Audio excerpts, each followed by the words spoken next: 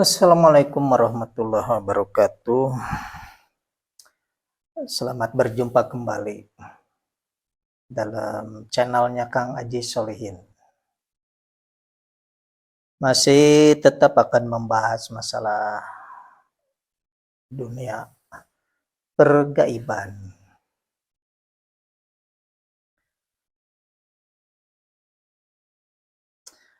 Karena yang kemarin istilahnya di salah penguasa-penguasa gitu ya. Jadi belum ada istilahnya ilapat lagi gitu untuk menjabarkan hal apa gitu, bidang apa. Jadi yang sekarang saya akan bahas masalah pengalaman, ada hal yang unik gitu ya. Jadi sebelumnya mungkin 3 hari sebelum ada peristiwa gitu, saya tuh mimpi. Jadi bermimpi melihat binatang buaya di kolam gitu. Jadi saya lihat ada orang yang lagi berjalan di pematang kolam itu. Yang saya dilihat itu memang orang itu yang punya tempat itu, yang punya kolam. Tapi dengan spontan saya tuh langsung menghantam buaya yang ada di kolam itu. Jadi sampai saya langsung ya mungkin dihantam pakai golok gitu. Tapi setelah begitu lihat, karena buaya itu tahu-tahu berbicara gitu. Jadi saya itu seolah-olah si buaya itu bilangnya begini, saya itu punyaannya si itu gitu, orang itu gitu. Yang saya lihat tuh yang memang yang punya kolamnya gitu. Jadi seolah-olah saya tuh nyaratin. Jadi si buaya yang telah saya hantam pakai golok tuh saya disaratin, akhirnya yang bekas luka di kepalanya tuh langsung ya istilahnya sembuh lah, istilahnya jadi sedia kala lagi gitu. Jadi saya lihat tuh buaya ya terus saja di kolamnya, pada itu kan soalnya di perkampungan gitu. Jadi saya jalan-jalan lihat kok ada buaya gitu, saya langsung hantam. Saya pikir kan ya takutnya bikin apa, membahayakan orang gitu. Tapi setelah si buaya itu bicara gitu bahwa dia itu kepunyaan itu, yang punya tanah, yang punya kolam itu sendiri. Pas saya lihat ke, nah, ya sambil nanya lah istilahnya, ini punya siapa? Oh, jadi soalnya ngasih syarat itu punya saya gitu. Akhirnya saya syaratin, diobatin lah gitu. Akhirnya sembuh kembali. 3 hari kemudian, tahu-tahu terjadi kan di sebelah barat rumah saya itu ada satu perusahaan gitu ya. Jadi ada karyawan yang kerasukan. Jadi sampai orang ya istilahnya ditenangin, di gimana gitu, mungkin cara dibantu untuk buat sadar gitu orang yang kerasukan itu. Mungkin udah berapa lama mungkin nggak sembuh-sembuh, akhirnya manggil saya gitu. Jadi saya datang ke tempat itu, tempat perusahaan yang karyawannya kerasukan itu memang sering terjadi gitu. Jadi kayaknya silih berganti, yang kerasukan ini, besoknya yang lain, besoknya pokoknya udah berapa kali lah ya kejadian itu. Akhirnya saya datang, saya lihat ke yang kerasukan itu, ya saya coba dialog gitu, ngobrol. Akhirnya langsung bahwa si itu langsung yang nyurupnya, yang rasuknya itu langsung ya sambil nangis teriak-teriak juga gitu. Sampai akhirnya dia bilang seolah-olah saya ini salah apa, kenapa ada orang yang istilahnya jahat sama saya, kata kata itu yang kerasukan itu. Lah saya pikir-pikir itu yang kemarin dalam mimpi saya gitu. Karena saya menghantam seekor buaya itu. Begitu ngerasuk ke orang, jadi itu seolah kayak gitu, mungkin dia sakit hati, tahu-tahu nggak salah nggak apa-apa langsung ada yang hantam, ada yang jahil katanya. Sampai bilang gitu. Jadi saya di dalam batin ketawa, kalau itu dari kemarin kan cuma mimpi. Lihat buaya di kolam, tapi memang yang punyanya itu yang punya tempat perusahaan itu. Terus yang kerasukan ini ternyata kerasukan yang istilahnya siluman buaya. Akhirnya saya ya istilahnya dengan apa diplomasi bahwa ya saya minta maaf gitu lah. Karena memang waktu di alam mimpi itu saya tuh main hantem aja gitu. Gak tahu kok ini punya saya ini punya itu si bos istilahnya. Terus tanya ke orangnya tuh ini punya iya katanya. Udah. Pas kejadian kerasukan itu seolah ceritanya sama gitu ya di mimpi itu. Oh, kalau ini wujud istilahnya manusianya nih yang ngerasuk gitu. Akhirnya saya tanya gitu, memang dari mana asalnya? Memang bukan penduduk sini gitu. Dia itu ada yang istilahnya suruh ikut ke sini gitulah, ikut. Akhirnya tinggal di ya mungkin di komplek perusahaan itu gitu. Ya akhirnya ada permintaan dia. Jadi permintaan dia itu pengen didoain gitu. Jadi saya sanggupin bahwa yaudah saya doain nanti gitu. Saya tidak pengennya sama istilahnya apa doanya bebarengan rame-rame gitu. Jadi ternyata biasa ada mungkin apa istilahnya jamaah tawasulan majelis zikir gitu ya untuk mendoakan itu apa setiap karuhun mungkin. Termasuk si perempuan itu karena yang ngerasuk itu seorang perempuan itu. Sampai saya tanya namanya ya kenalan lah istilahnya. Oh iya berarti udah kalau gitu kamu jangan ganggu lagi nih kasihan sama kurungan gitu sama yang dirasukinya gitu. Udah pokoknya saya minta didoakan kusararea jadi harus bersama-sama gitu harus kebanyakan. Jadi biasa orang tawasulan kalau berjamaah gitu pengen doain seperti itu. Akhirnya dia pulang gitu. Sehingga ibu itu langsung keluar jadi orang ini sadar gitu. Nah di sisi lain saya telusuri gitu. Karena ngobrol sama orang yang punya tempat itu, saya bilang ke apa yang bosnya yang punya tempat itu kebiasaan gimana gini-gini ya udah kalau gitu terusin aja gitu. Jadi ternyata orang itu memang biasa tiap malam Jumat itu ada pengajian rutin lah istilahnya untuk berdoa bersama-sama gitu. Kata saya ya udah tinggal semua karyawan aja yang ini jamaahnya gitu. Karena di lingkungan saya itu kan anti seolah-olah anti kayak tahlilan, syukuran seperti apa tawasulan kayak gitu seolah-olah memang DKM-nya kurang mendukung hal itu gitu.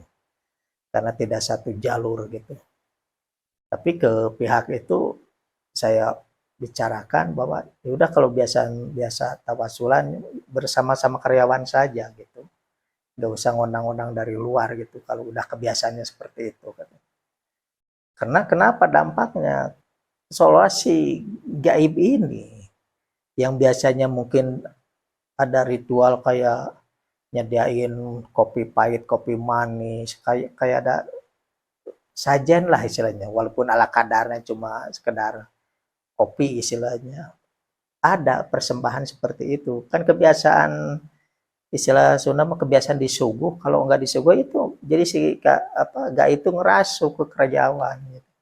Akhirnya ngerepot saya gitu yang karena yang kebetulan paling dekat kalau ada apa-apa ya saya yang dipanggil gitu. Ya akhirnya ya bukannya enggak ini gitu ya, karena ini ada sangkut paut dengan gaib. Ya akhirnya saya telusuri gitu ya. Ternyata orang itu enggak merasa istilahnya berguru gitu. Biasa cuma punya orang tua yang dituakan suruh baca ini, suruh ngaji ini, suruh tawasul lah istilahnya. Ya ikut-ikut aja dia itu. Jadi nggak pernah kayak kalau saya istilahnya mendalam sendiri sampai di gunung istilahnya tirakat segala macam. Kalau ini enggak gini, dia punya yang digurukan akhirnya kebiasaan guru seperti itu di kampungnya pertamanya mungkin ke sini kan pindahan gitu. Nah seolah-olah kebiasaan itu harus dilanjutkan gitu. karena ada gaib yang ngikut ternyata. Nah, hal uniknya di sini, kadang-kadang kita itu nggak menyadari, bahkan kita nggak tahu bahwa kita itu bersekutu gitu. Jadi yang salahnya siapa? Makanya kita harus cari guru itu yang benar-benar ahli hikmah, istilahnya, tapi yang tauhid juga. Karena kalau kita datang ke orang tua gitu, seolah-olah udah kamu wiridin ini barang, istilahnya ada batu, ada barang keris atau apa yang harus dipegang gitu sama si orang itu. Tapi ini kamu harus pakai minyak, istilahnya minyak misik segala macam di barang itu. Terus ntar kalau malam Jumat atau malam Selasa harus ngasih suguh kopi segala macam, dia kan nurut aja perintah gurunya ini gitu. Ya dia nurut aja, melaksanakan itu semua gitu. Tapi dia nggak tahu bahwa si ciri yang dibawa seperti misalnya benda barang gitu ya, berupa keris mau batu mau apa gitu, yang bisa disimpan di rumah dia gitu untuk kemajuan usaha gitu. Karena si guru ini dia tuh istilahnya mengikutkan orang hodam. Jadi tidak secara tidak langsung bahwa orang ini begitu megang barangnya itu buat ciri istilahnya, dia itu telah dijodohkan dengan gaib istilahnya. Walaupun tadinya si orang ini nggak sengaja, dia itu minta ditikah gaib istilahnya, nikah sama jin, kan dia nggak bilang gitu. Jadi dia permintaannya pengen usahanya maju gitu, lancar gitu. Akhirnya ya udah gini, kamu bawa ini. Padahal ini yang benda yang dibawa istilahnya berupa mahar gitu ya. Untuk si orang ini bersatu dengan hodam gaib yang saya mimpiin itu siluman buaya. Nah ada orang tua atau sepuh guru yang seperti ini sekarang ini. Jadi kita itu harus hati-hati juga mendatangin orang tua gitu ya yang dianggap linuwih gitu. Kita harus tahu keilmuannya gitu. Jangan sampai kita tergelincir. Kita nggak ada niat untuk berguru, bersekutu dengan makhluk siluman, misalnya dengan jin. Tapi orang ini, si guru itu telah menikahkan kita, tapi secara batin, nikah batin sama siluman. Dengan cirinya, mau keris, mau apalah, pokoknya ada mustika yang pasti yang dibawa gitu. Untuk disimpan gitu oleh orang, istilahnya oleh kita gitu, dari guru itu. Padahal itu bukan cuma benda, ada gaibnya yang ngikut gitu. Nah ini harus disediakan istilahnya ya sajen gitu, walaupun sekedar kopi pahit, kopi manis, teh pahit, teh manis istilahnya. Terus susu segala macam, karena saya lihat kan ada 7 warna, kan ada 7 macam kalau di air-air itu. Air putih, susu segala. Ada juga kayak rujak roti, rujak kembang ros, itu kan ada degan yang harus disediakan gitu kalau pengen dikumplitin gitu ya.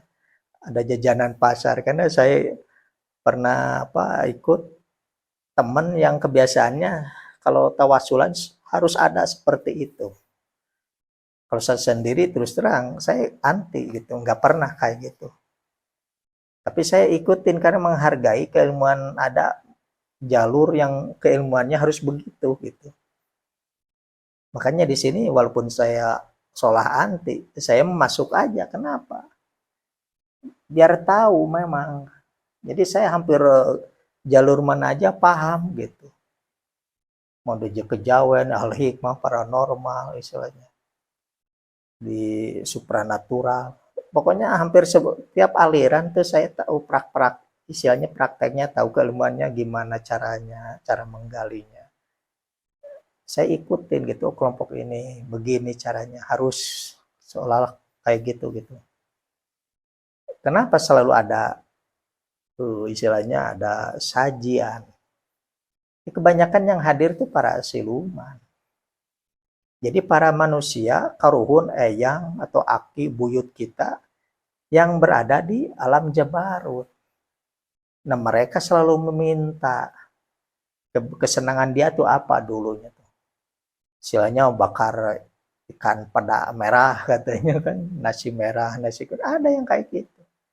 Begitu ditelusuri siapa yang minta sajian seperti ini, tahu-tahu oh yang ini. Jadi kalau ada yang meminta minyak, oh ini bangsa jin bisa gitu. Yang apa meminta minyak gitu. Kebanyakan bangsa jin yang kalau mintanya minyak, perminyakan lah istilahnya. Kalau saya sendiri, minyak suka, tapi dipakai buat sendiri gitu, buat wangi-wangi badan kita. Kalau sajenan kayak gitu, walaupun saya tahu buat saya sendiri tidak pernah. Ya kalau mau nyeduh kopi ya buat minum sendiri, bukan untuk di ke eyang istilahnya. Nah kita tuh harus paham ada yang sekarang ini, ada hal yang modelnya kayak gitu. Biasanya kan kalau kita ini bersekutu istilahnya kan nikah gaib, pasti kita sendiri datang ke tempatnya, misalnya ke tempat yang angker gitu, nanti kan muncul gaib. Begitu muncul gaib, nanya mau apa kamu gitu istilahnya. Mau kekayaan misalnya, dengan cara apa, dengan usaha gitu, punya perusahaan gitu.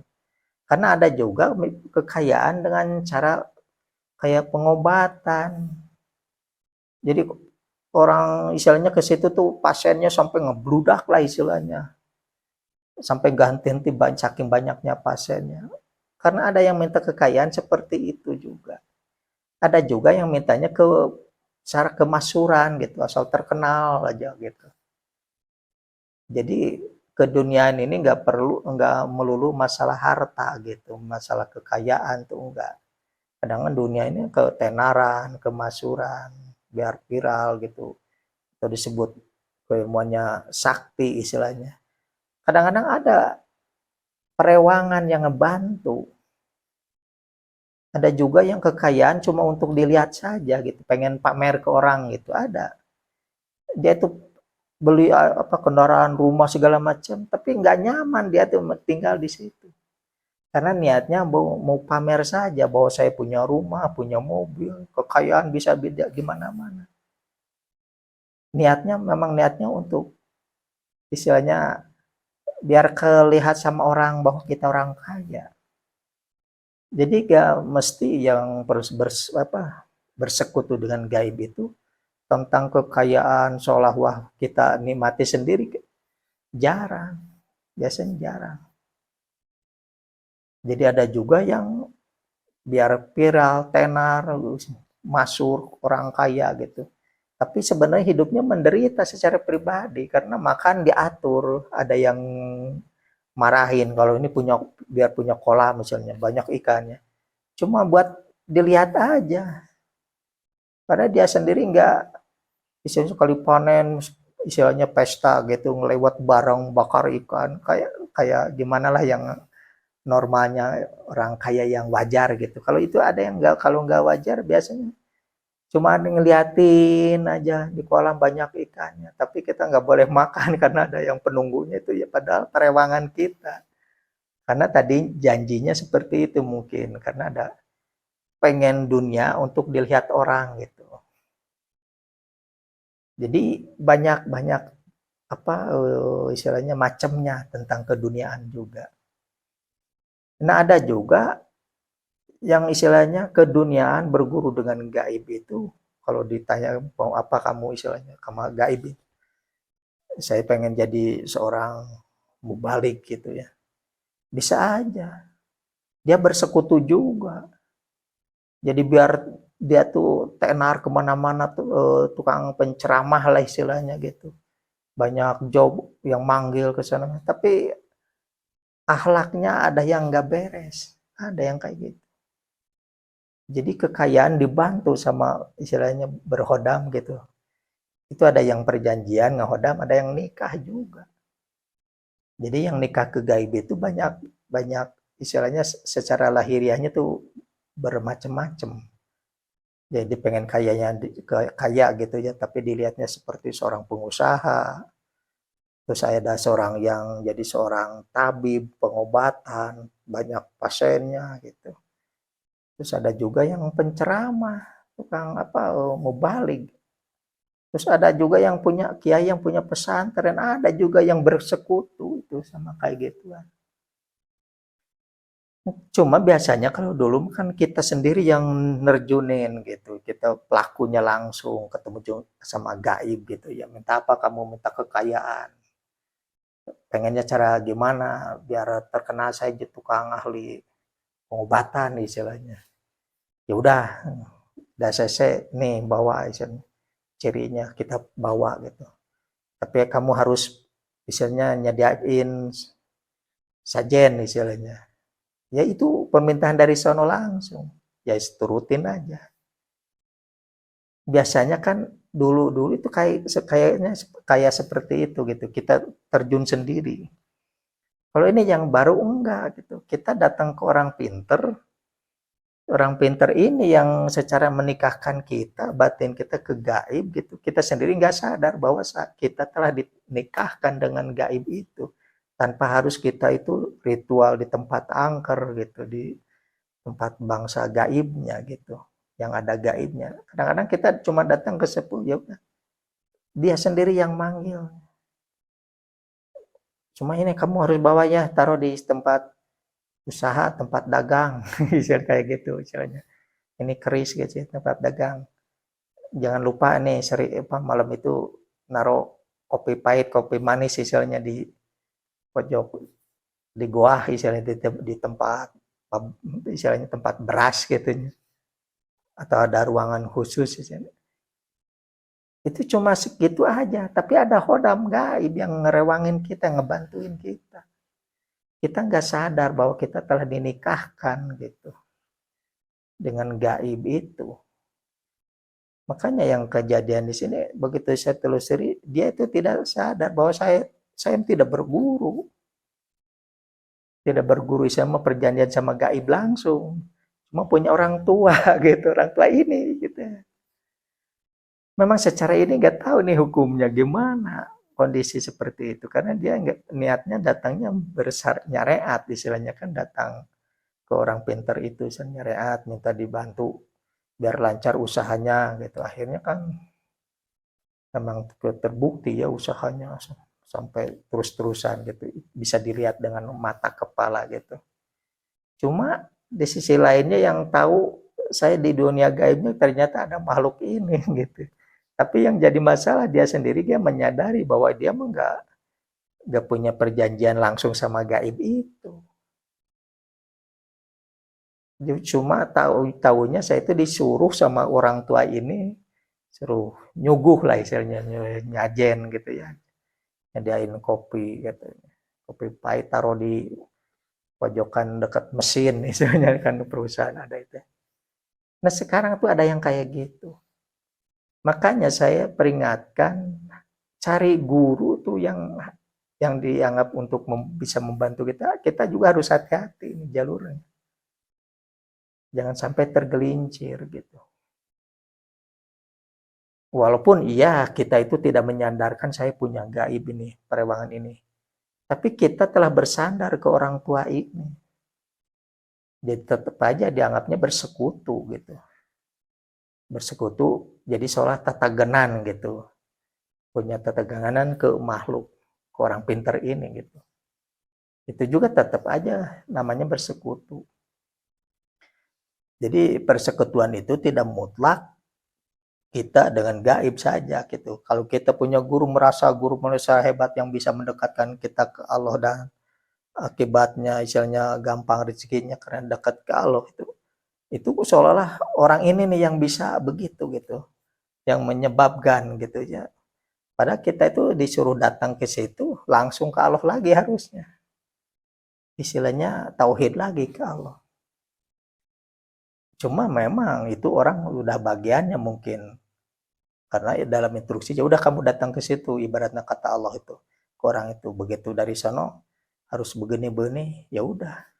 Akhirnya kan menjalankan instruksi orang pinter ini yang jadi gurunya gitu, harus ada ini nyiapin apa sajian gitu, sajen gitu istilahnya. Akhirnya kan rutin. Padahal dia sendiri nggak tahu ini yang mau minta siapa gitu, yang minumnya gitu. Karena dia tuh paling ya suruh tawasulan namanya yang ini nih nggak tahu jenisnya apa. Itu yang paling bahayanya, kita nggak sadar bahwa kita itu ada persekutuan sebenarnya gitu. Cuma nggak langsung kita yang berhadapan langsung dengan gaibnya gitu. Akhirnya perjanjiannya seolah kita langsung kan itu bisa disebutkan. Iya memang saya berguru dengan makhluk ini gitu di tempat itu. Kalau ini enggak, dia tuh datang ke orang tua, orang pinter. Nah, orang pinter ini yang menikahkan dia secara batin ke gaib itu. Tapi tetap aja itu masih bisa kita salahin gitu dengan bersekutunya itu atau dengan musyriknya. Kenapa? Pasti ada ciri yang dia pegang. Entah keris, entah batu, entah baju, apalah hikmah bisa jadi. Yang kata guru ini jimat istilahnya. Tetap itu musyrik kita ke situ. Ada yang dulu tuh pernah kejadian sabuk. Tiap sabuk tuh ada lempengan emas, ada rajah-rajahnya. Begitu itu ada yang ngambil, yang nyuri gitu istilahnya. Kan langsung tadinya usahanya wah gitu. Akhirnya kan jatuh. Ini juga kan kalau ketahuan bahwa orang ini pada jimatnya dibuang pasti hancur lagi karena begitu dibuang hodamnya nggak ada, pergi istilahnya gaibnya pergi, nggak ada yang bantuin kan di usahanya. Berarti tetap dia tuh musyrik gitu. Musyrik ke benda, pada benda sebagai ciri karena ada gaib ini yang istilahnya sebagai patoknya gitu untuk selalu diikuti gitu kok sama gaib ini karena dia ini dipegang, disimpan di kamar, di lemari misalnya. Jadi kita kalau misalnya bersandarkan karena usaha maju ini ada keris nih misalnya.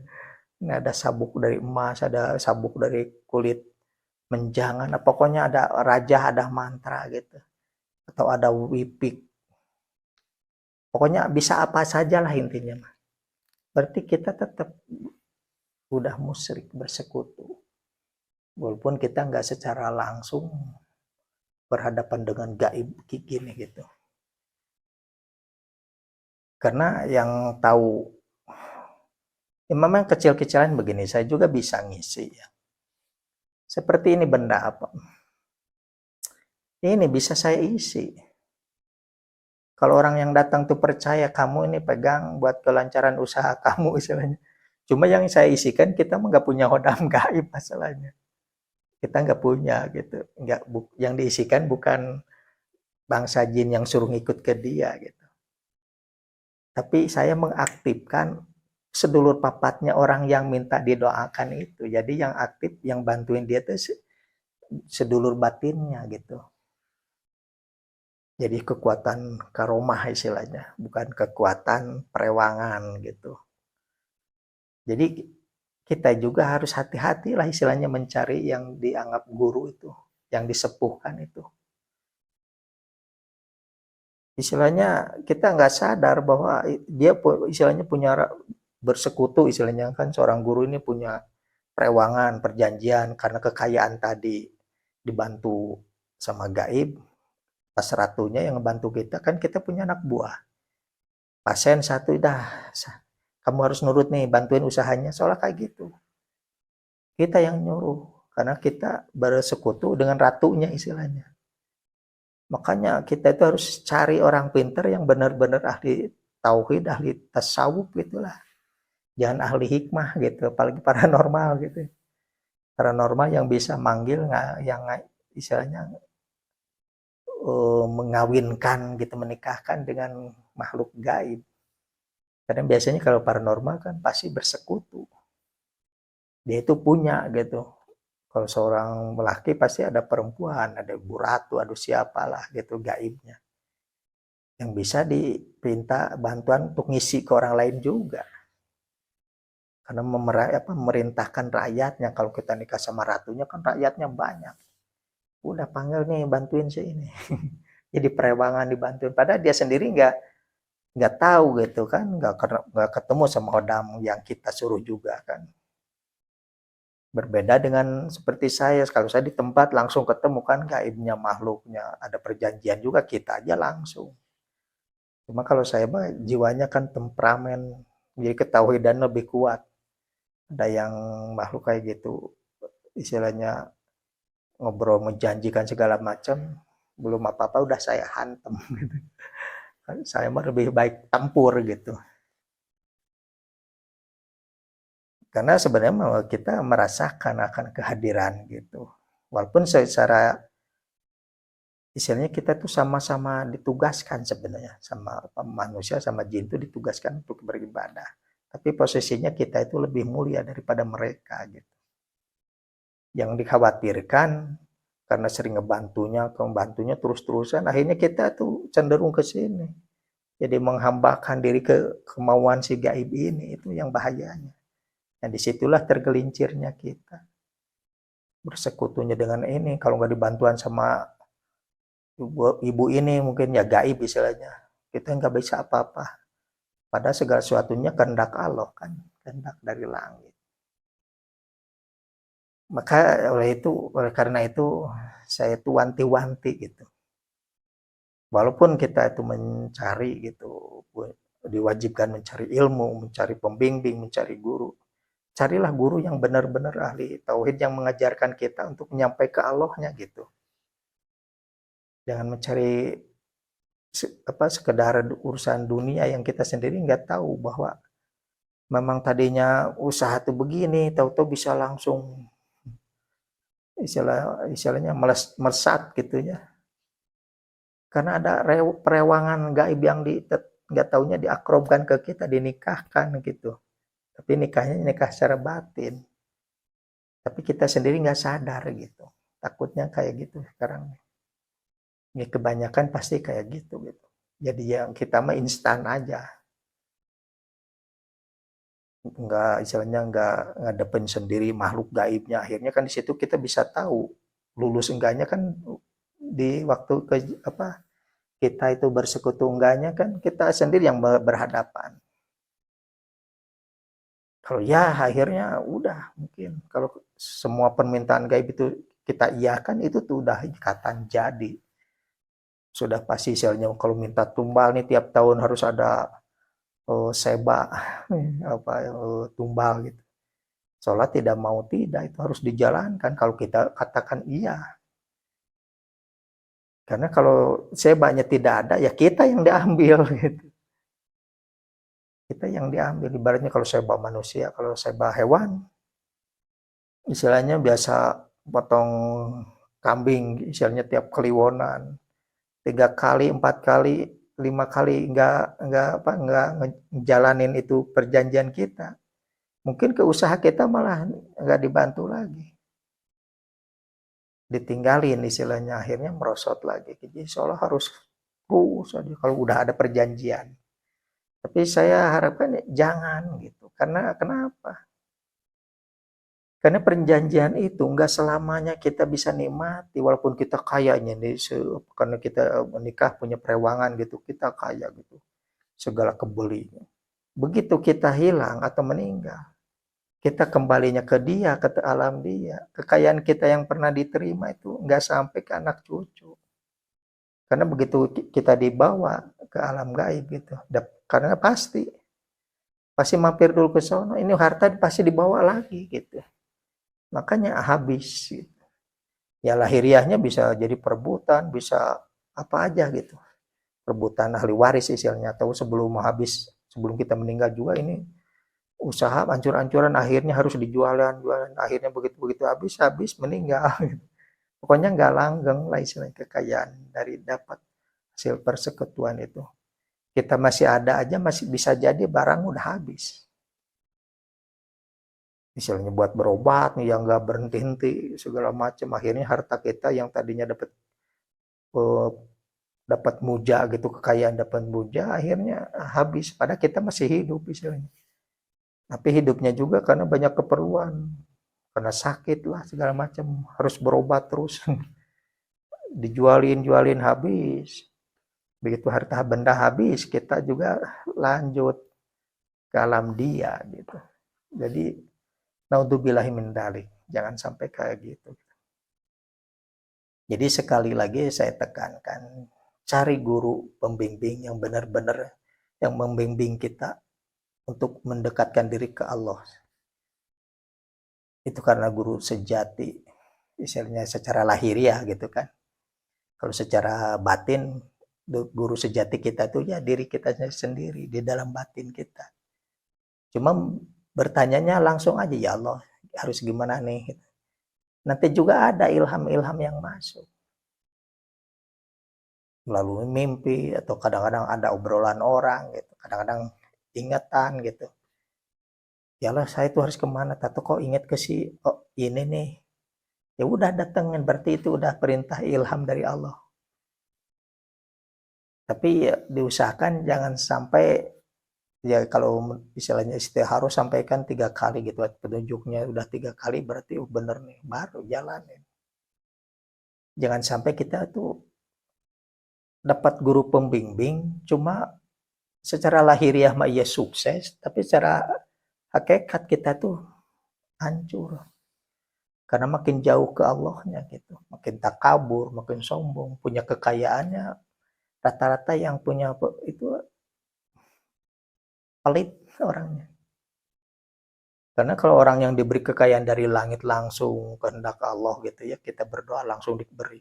Ini orang pasti dermawan, gak perhitungan gitu.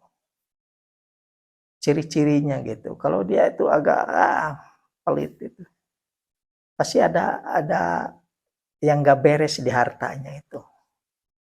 Memang dapatnya gampang gitu, cuma kalau buat berbaginya, sedekahnya susah. Kalau ada sedekahnya juga buat cuma ria saja gitu, pengen dilihat orang istilahnya. Bukan benar-benar sedekah apa dari hati tentang apa istilahnya, lain niatnya bukan karena Allah lah istilahnya. Karena ada niat-niat tertentu lah istilahnya. Karena dunia sekarang ini banyak kan model paranormal segala macam. Dia itu ngambil untuk ngatasi seolah persaingan pasien gitu. Tentu dia juga kan jor-joran untuk supaya istilahnya dalam pengobatan, dalam nyaratin langsung cekur lah istilahnya biar viral gitu. Yang dikejar tetap akhirnya ya dunia itu juga tentang kemasyurannya gitu. Terkenal gitu, walaupun ya tetap aja kalau kita ngejarnya kemasyurannya belum tentu senang. Makanya kalau saya mencarinya kesenangan gitu. Biar senang. Walaupun tidak perhitungannya, enggak materinya enggak terlalu melimpah ruah, tapi kan bisa enjoy, bisa santai segala macam. Karena orang yang diberi kekayaan yang melimpah, perusahaannya banyak, makin sibuk, makin ruwet sebenarnya. Bisnisnya makin ini, ternyata hutangnya makin besar juga gitu. Padahal kalau kita meninggal sampai apa membawa utang gitu, ya kan digantung gitu. Kecuali kalau ada ucapan dari ahli warisnya, kalau kita mau meninggal istilahnya, kalau udah itu ada ucapan, ya udah utangnya si mayit ini saya yang nanggung gitu istilahnya, ahli warisnya, baru bebas. Kalau nggak ada yang siap, ya berarti dia sendiri yang nanggung terus gitu, sampai akhirnya digantung gitu kan, nggak bisa masuk surga, nggak bisa masuk neraka gitu, karena belum lunas itu, karena belum ada kesiapan. Jadi poinnya harus ada yang mengambil alih gitu, walaupun dengan ucapan gitu. Ya udah hutangnya sini saya tanggung, saya yang nanggung gitu. Biar si mayit ini lepas gitu. Itu bisa seperti itu gitu. Walaupun kita nggak langsung serta merta harus melunasi gitu kan. Penting mah untuk biar tidak memberatkan gitu. Seperti hal seperti itu. Dan satu lagi nih, kalau misalnya kalau sunnah tuh kalau mau tidur suka ada yang diganggu, misalnya sama kalau Sunda bilangnya eueup-eueup.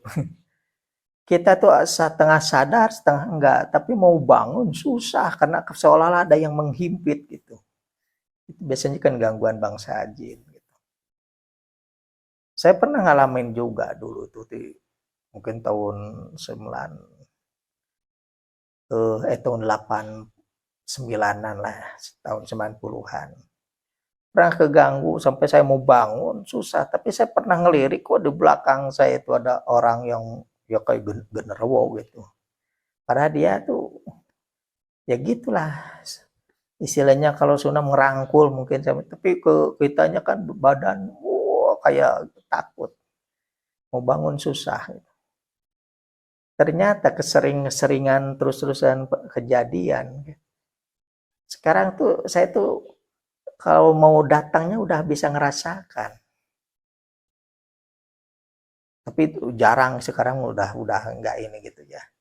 Jadi pernah pengalaman begitu perasaan ada yang mau datang seperti gangguan itu kita selimutin aja muka itu jangan kelihatan gitu. Mau apa tidurnya sambil ya, tapi keruduman gitu, tutupin badan semua gitu. Dia itu nggak kenal, nggak bisa ganggu. Tapi kalau kita terbuka gini selimutnya di sini, kelihatan muka kita, dia tahu pasti ganggu gitu. Tapi begitu muka kita ketutup pokoknya dia tuh bingung. Karena bangsa jin aneh juga saya tuh kok nggak bisa lihat muka walaupun terhalang kain istilahnya tahu tuh bisa tembus ternyata enggak.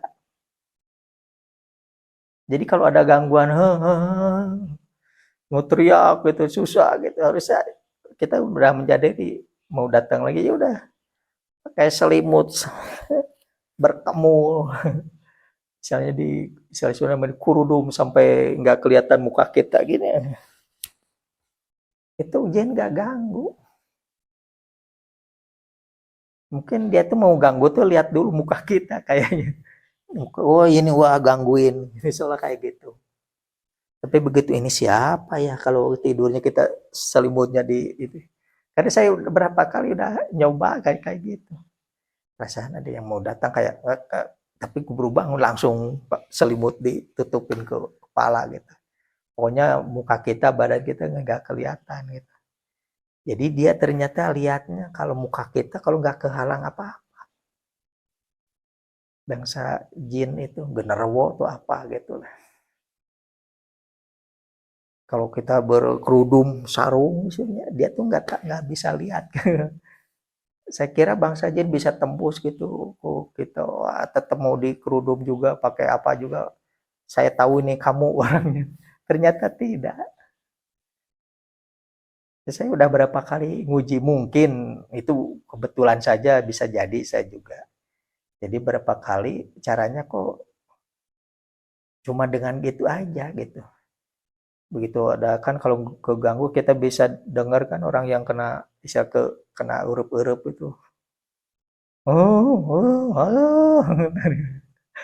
Sampai teriak pada kata dia saya teriak-teriak kamu gak denger orang cuma ternyata saya alami mah itu di kerudung di kamu gitu. Jangan sampai kelihatan muka badan gitu dia nggak ganggu kayak gitu itu yang saya alami gitu nggak tahu kalau orang di ibaratnya orang lain istilahnya tetap masih dipakai selimutan yang tertutup terus masih ganggu yang nggak tahu ya orang lain mungkin ada juga ya yang kasus cuma yang saya alamin begitu kalau terbuka gini kan kadang-kadang gerah akhirnya kan buka tentu ada yang ganggu tapi begitu di apa pakai kain jadi kepala pokoknya nggak kelihatan lah wajah kita itu yang ganggunya nggak pernah itu yang saya alamin ya itu pengalaman juga sih mau misalnya dicoba silahkan cuma itu kan kadang-kadang jarang-jarang orang karena nggak setiap orang ada yang diganggu kalau mau tidur seperti kayak gitu kalau Sunda mah erup-erup nggak tahu nih bahasa Indonesianya apa mungkin dicukupkan sekian dulu dari saya ini bahasan masalah itu. Wabillahi taufiq wal hidayah. Wassalamualaikum warahmatullahi wabarakatuh.